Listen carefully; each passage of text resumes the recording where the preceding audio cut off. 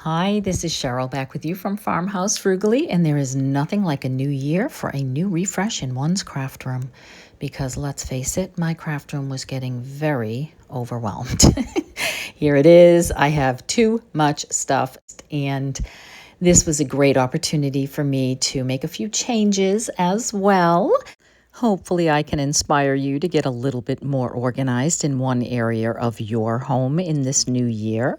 I have a lot of items that I am blessed to get at the good table at my dump. Too many items, really, but you never know what you're going to need. And of course, you want to keep this stuff from the landfill.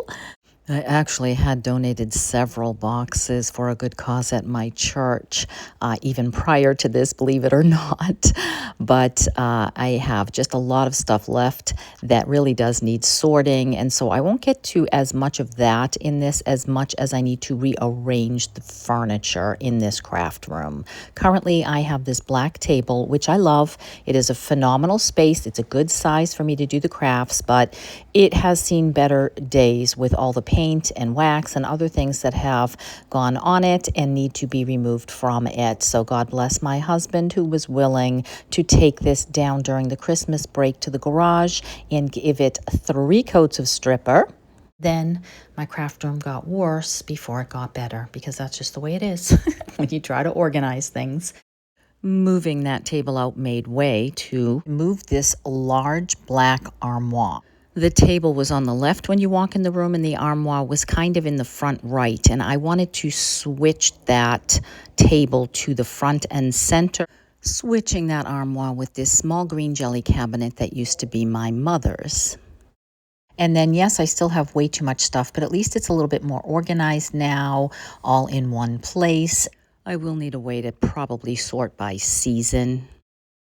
But first, today's collaboration is hosted by Lisa at Our Grey House and Melissa from I Am Merely Melissa, and there is a playlist in the description box to see what others have done with their craft room. Once we moved that armoire to the space I wanted it in, I just pretty much stacked up the larger items on top for now, and then started working on the base of the table. We stripped down the paint, and then on the bottom of it, I just went ahead and painted it black again because I like the black base. And I have touches of black in my craft room, but I am in love with the natural top on this table. The location is definitely better.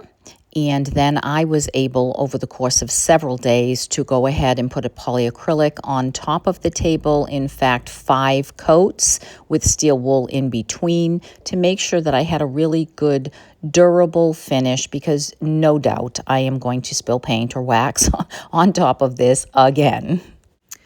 I do feel like the more neutral tone will definitely be more conducive to videotaping, making things look easier to see than they were against the black backdrop.